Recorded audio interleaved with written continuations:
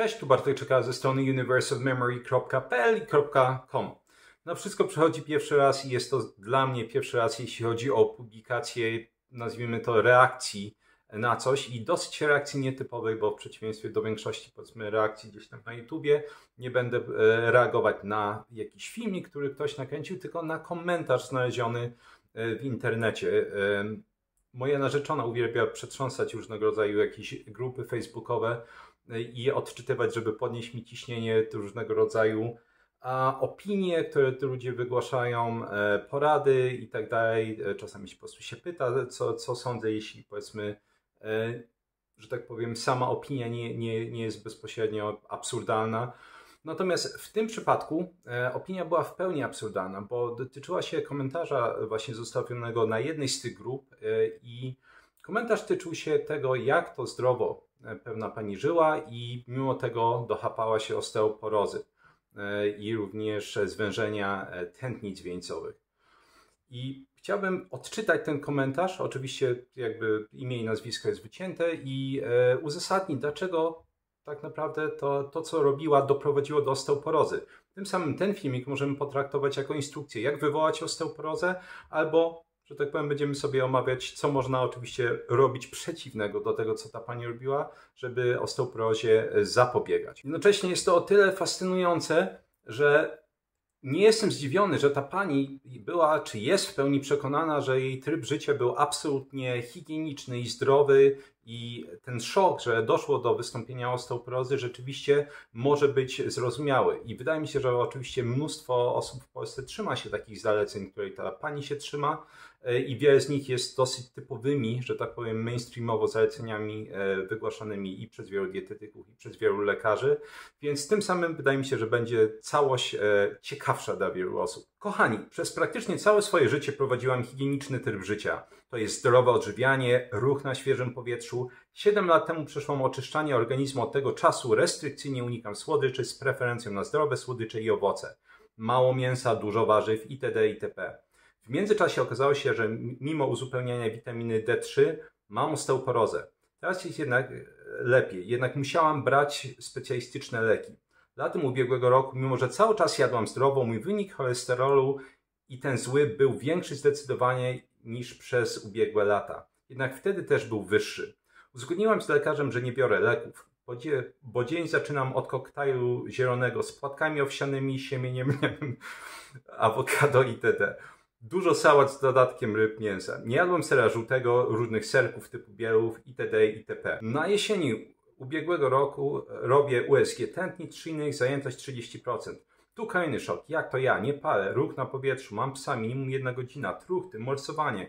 Co się dzieje? Dlaczego? Przecież wszystko robię, aby wpłynąć na swój organizm. Stres jest, ale bez przesady. Nie pracuję, dziecko dorosłe. Jest jeszcze dziedziczność w rodzinie mamy, nadciśnienie, udary. Od lat chciałem na to wpłynąć zdrowym odżywianiem, aktywnością fizyczną, yoga, jazda na rowerze i nie udało mi się.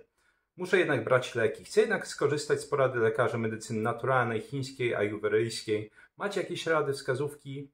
Reasumując, niestety genetyka robi swoje. Nie chciałem w to wierzyć i cały czas nie chcę. I na to jeden, tych komentarzy było więcej, a jedna z odpowiedzi na ten komentarz była równie fascynująca. Styl życia to jedno, a genetyka to drugie. Na genetykę nie mamy wpływu. Przypomnij sobie, na co chorowali twoi rodzice, a zwłaszcza dziadkowie, i wtedy będziesz wiedziała, na co zwrócić uwagę. A co do osteoporozy, to każdej kobiecie grozi taka nasza uroda. Jest w tym komentarzu tyle kwiatków, mimo że komentarz nie jest długi, że szczerze mówiąc ciężko zdecydować, od czego zacząć, ale róbmy w takim razie to krok po kroku. Pierwszy kwiatek to jest, że 7 lat temu przeszłam oczyszczanie organizmu. Od tego czasu restrykcyjnie unikam słodyczy z preferencją na zdrowe słodycze i owoce. Nie mam zielonego pojęcia, czym są zdrowe słodycze. Byłem pewien, że słodycze to słodycze, że to jest jeden syf, ale to jest piękny pokaz tego, jak różnego rodzaju koncerny spożywcze zrobiły pranie mózgu dużej części społeczeństwa, że ktoś uważa, że istnieją zdrowe słodycze. I zgadnijmy, możemy tylko zgadywać, czym są zdrowe słodycze. Czy to są może te batoniki z fruktozą, z samych owoców, wypełnionych orzechami, wszystko naturalne i polane miodem? Prawdopodobnie mówimy właśnie o tym. Kłopot przede wszystkim, jeśli chodzi o takie słodycze, polega na tym, one są napakowane fruktozą. Oczywiście tam nie ma dodatku cukru, bo po co robić dodatek cukru, jeśli po prostu tej fruktozy z różnego rodzaju, czy to zasuszonych owoców, czy po prostu jakichś wyciągów z owoców, ekstraktów, jest naprawdę mnóstwo. Jeśli ktoś ogląda filmiki na tym kanale, gdzieś już powinien widzieć filmik, który nagrałem paręnaście odcinków temu, gdzie tłumaczyłem, że nadmierna konsumpcja fruktozy będzie ograniczać wchłanianie witaminy D. Tak, poprzez działanie na te różnego rodzaju enzymy hydroksylazy. Mamy 1 alfa-hydroksylazy, 24 hydroksylazy. Jeśli ktoś chce się dowiedzieć więcej, to zapraszam do tego odcinka. Ale dodatkowo nadmierna konsumpcja fruktozy będzie hamować wchłanianie wapnia. Tak? Czyli innymi słowy, mamy taką dietę, do której pakujemy owoce, pakujemy zdrowe słodycze, czyli tak naprawdę jeszcze więcej fruktozy, plus różnego rodzaju, najczęściej jeszcze raz ziarna, orzechy, kawał syfu, i potem dziwimy się, że no jest kłopot. Ale to jest zaledwie wierzchołek góry lodowej. Punkt drugi brzmi mało mięsa. Oczywiście, dobrze wszyscy wiemy od różnego rodzaju cudownych organizacji, jakie to mięso jest niezdrowe. Mimo że jest to wierutna bzdura, mam chyba ponad 2-godzinny wywiad na kanale Darii Łukowskiej Forma na życie, gdzie obalam po kolei wszystkie różnego rodzaju debilne badania, które pokazują najczęściej korelacje, żadnych mechanizmów, że mięso tak naprawdę jest w pełni zdrowe. To jest jedna z najbardziej pożądanych rzeczy, którą powinniśmy spożywać na diecie. Natomiast ta pani unikała mięsa zgodnie z typowymi zaleceniami. Na czym polega kłopot, jeśli chodzi o osteoporozę?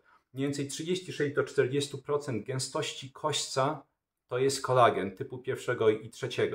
Oczywiście kolagen typu 1 i 3, on składa się z określonych aminokwasów, natomiast te aminokwasy będziemy brać przede wszystkim z białek.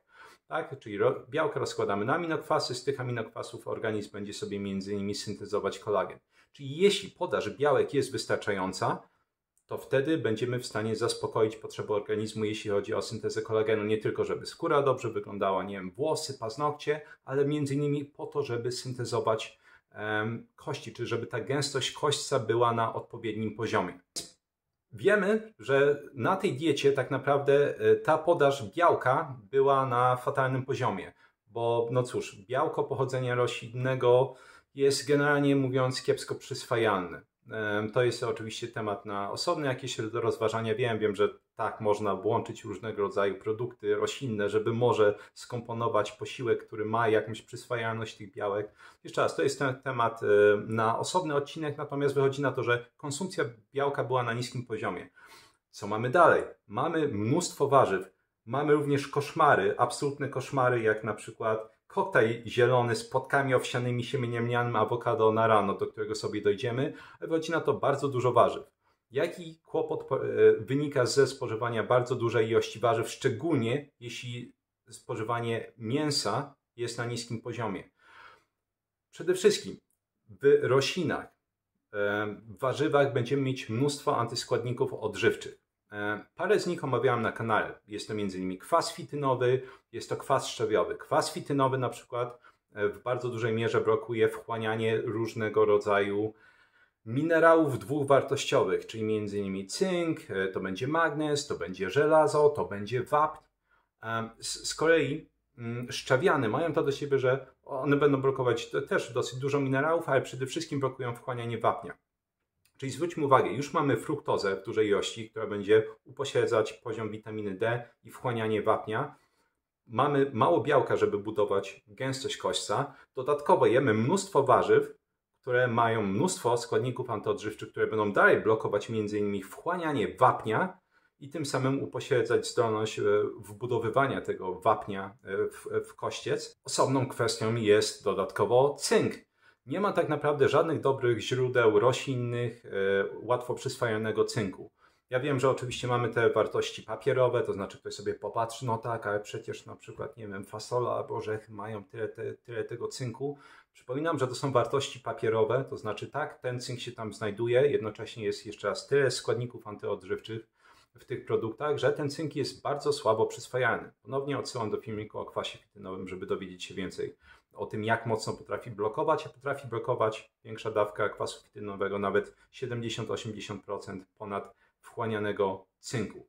Tym samym nie ma żadnego dobrego źródła cynku, bo są nim tak naprawdę produkty zwierzęce i odzwierzęce, na przykład właśnie wołowina choćby, gdzie tam jest mniej więcej 5 mg tego cynku na 100 gramów produktu. Mamy na przykład owoce morza, które są przebogatym źródłem cynku, więc nie mamy żadnego dobrego źródła cynku. Jednocześnie mamy mnóstwo produktów, które dodatkowo blokują wchłanianie tego cynku. No i idziemy dalej. Na czym polega kłopot z tym cynkiem? Więc cynk między innymi będzie blokować działanie osteoklastów, a więc tych komórek kościogubnych, które będą powodować resorpcję kości, rozkładanie kości i jednocześnie będą, można powiedzieć, wzmagać działanie osteoblastów, czyli tych komórek, które z kolei będą promować wzrost gęstości kośćca. Dodatkowo warto zwrócić uwagę, że z olbrzymią dozą prawdopodobieństwa, patrząc na różnego rodzaju zabiegi, które ta pani robiła, między innymi jeszcze raz te koszmarne śniadania, była na diecie niskotłuszczowej, no bo przecież tłuszcz nasycony szczególnie to jest koszmar tego świata, tak? Odpowiedzialny za całe zło. Na czym polega kłopot? Diety niskotłuszczowe. Jeśli miałbym wybrać, że tak powiem, jedną jakąś kategorię diet, które są najbardziej debilne na świecie, to są diety niskotłuszczowe. Niestety weganizm bardzo często pod to podchodzi, ponieważ diety niskotłuszczowe mają to do siebie, że drastycznie obniżają bardzo często produkcję hormonów. Mam olbrzymią prośbę. Wiem, że jest dosyć dużo byłych wegan wśród słuchaczy, więc jeśli chciałbyś podzielić się swoimi doświadczeniami, to zapraszam, bo wiem, że takie komentarze już gdzieś tam były pod wieloma filmikami, na przykład zaburzenia miesiączkowania, jak często występowały, czy kłopoty z tarczycą. Więc, że tak powiem, jeśli ktoś chciałby się podzielić, to jeszcze raz zapraszam. Ale wracając, diety niskotłuszczowe bardzo mocno potrafią obniżać stężenie estradiolu i progesteronu. Na czym polega kłopot? Oczywiście kłopoty między innymi z estradiolem i progesteronem to jest jedna z takich mocnych, bardzo mocnych przyczyn, które będą powodować na początku osteopenię, czyli ścieńczenie gęstości kośćca, a potem osteoporozę. I oczywiście zaczyna to występować na początku w okolicy perimenopauzy, więc z tego wieku 40-44 lata i tutaj często, co ciekawe, ta utrata gęstości kośćca jest właśnie większa niż potem w okresie postmenopauzalnym. No i oczywiście potem mamy menopauzę i jeszcze raz i progesteron, i estradiol spada i tym samym te hormony, które są w dużej mierze odpowiedzialne za tworzenie gęstości kośćca, są na tyle niskim poziomie, że dochodzi do tych kłopotów z osteopenią i potem osteoporozą. I wychodzi na to, że ta pani zaczęła sobie fundować jakby zjazd hormonalny już wcześniej takiego rodzaju dietami. Więc jeszcze raz mamy zaledwie parę informacji na krzyż, a ile po prostu różnego rodzaju tragicznych rzeczy można z tego wyczytać. Oczywiście to nie wszystko. Dodatkowo widzimy w tym komentarzu, że ewidentnie ta pani była na bakier, jeśli chodzi o nabiał.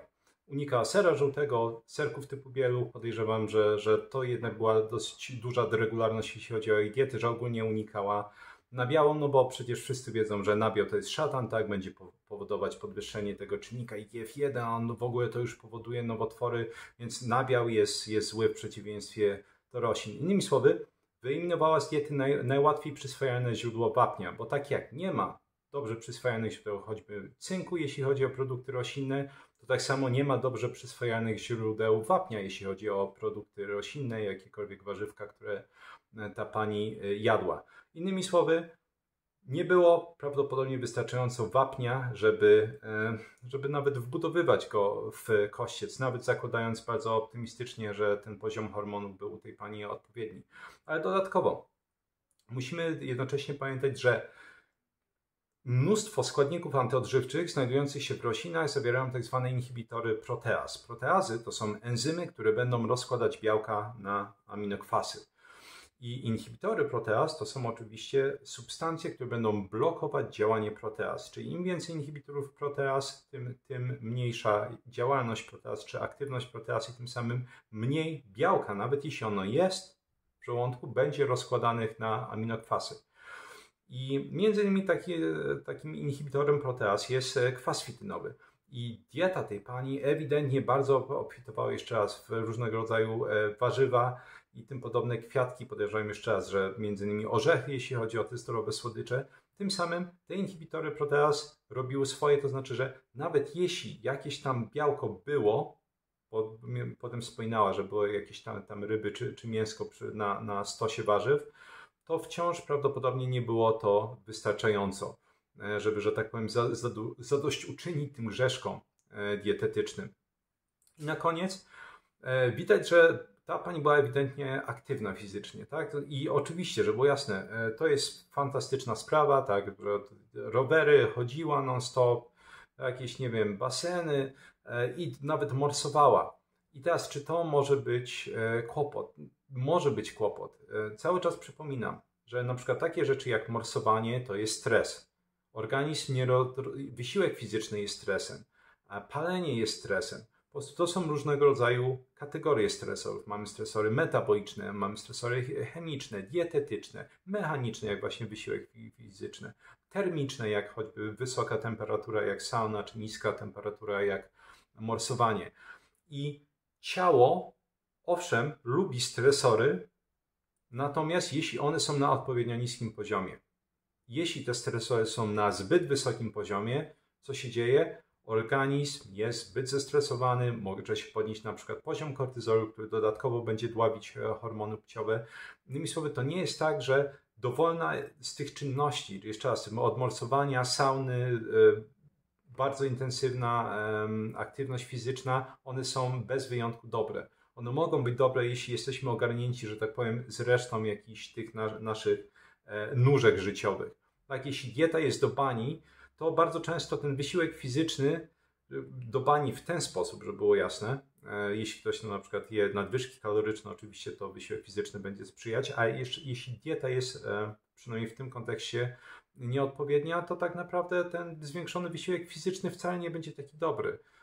Jakby nie możemy patrzeć na całość tak poprzez to czarno-białe szkiełko, że zawsze morsowanie jest dobre, zawsze sauna jest dobra i tak dalej.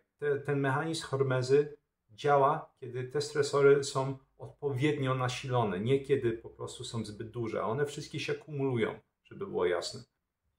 Innymi słowy, całą tą przypowieść smutną można tak naprawdę traktować jako instrukcję, jak wywołać samemu osteoporozę. Żeby było jasne, czynniki genetyczne występują, jeśli chodzi o absolutnie każdą chorobę.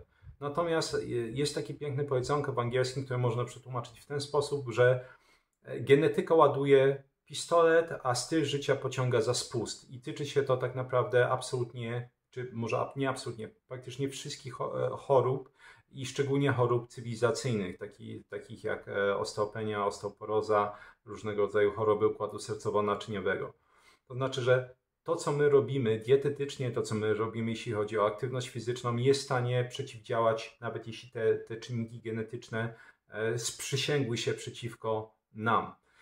I oczywiście, jeśli ktoś chciałby zagwarantować sobie, że ta osteopenia czy osteoporoza nie wystąpi, albo przynajmniej będzie bardzo długo odwleczona, to w takim przypadku oczywiście można robić wszystko przeciwnie do tego, co robiła ta pani.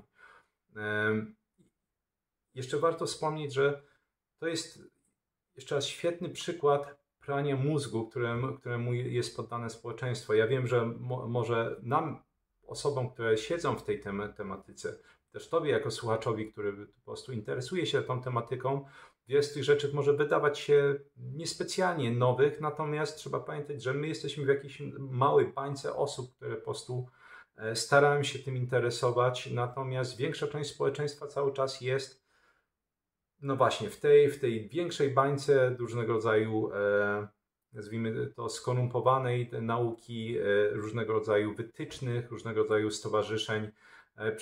Gdzieś ktoś się zdziwił pod ostatnim filmikiem, jak powiedziałem, że mnie osobiście różnego rodzaju głupie opinie wygłaszane przez profesorów z tytułami medycznymi nie dziwią, bo przypominam, że Polskie Towarzystwo Diabetologiczne cały czas zaleca nawet do 60% węglowodanów cukrzykom, jeśli są aktywni fizycznie, tylko tych lepszych węglowodanów i to są wytyczne z 2020 i podpisanym jest pod tym parędziesiąt profesorów, doktorów habilitowanych. Więc trzeba pamiętać, że no właśnie my żyjemy w małej banieczce, a rzeczywistość jest gdzieś poza nią. Mam nadzieję, że podobał Ci się ten filmik. Nie wiem, czy jeszcze będę nagrywać coś takiego, to było, że tak powiem, potrzeba serca, ale jeśli uważasz, że jest to coś ciekawego, takie, nie wiem, rozkłady, nazwijmy to merytoryczne, różnego rodzaju rzeczy, które robią inne osoby, to daj mi koniecznie znać. Niewykluczone, że też wprowadzę takie rzeczy do regularnych filmików. Jeśli chcesz zadać pytanie dotyczące zapobiegania osteoporozy, będzie to osobny filmik, to będzie długi filmik na ten temat, jak to robić, na mnóstwo ciekawych, wyszukanych sposobów, które, że tak powiem, nie są przedstawiane. No cóż, ja przynajmniej nie kojarzę, żeby był gdziekolwiek mainstreamowo przedstawiany i nawet mniej mainstreamowo, więc będzie taki filmik. Ale oczywiście, jeśli masz jakieś pytania dotyczące tego filmiku, to zostaw je w komentarzu. Dzięki pięknie za wysłuchanie odcinka. Jak zawsze 3 piosenki rockowe w pierwszym komentarzu, żeby miło spędzić czas również po wysłuchaniu odcinka. Wszystkie badania naukowe, na które się powoływałem, są w opisie. Jest tego dosyć sporo. Nie migałem tymi badaniami dzisiaj na ekranie, bo to była bardziej reakcja, a nie taki, powiedzmy, filmik stricte merytoryczny, który ma omawiać jakieś mechanizmy. Jak zawsze, jeśli w ramach postanowień noworocznych, czy wsparcia kanału, czy samorozwoju chcesz rozwijać się w wybranej przez Ciebie dziedzinie, polecam kurs Kuźnia Ekspertów, gdzie pokazuję, jak samodzielnie nauczyć się dowolnej dziedziny od A do Z z moją pomocą merytoryczną.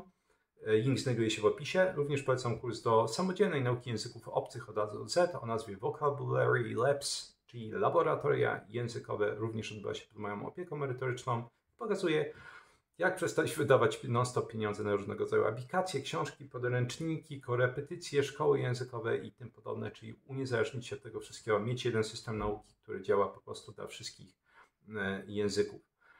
Jeśli interesuje Cię zostanie patronem, ściągnięcie fiszek z tymi informacjami, które omawiam, zapraszam do opisu. Również jeśli chcesz zapisać się do newslettera, gdzie publikuję dane o pamięci, językach, dane artykuły, to również link znajduje się w opisie. I tyle z mojej strony. Dzięki serdeczne za wysłuchanie odcinka i do zobaczenia w następnym.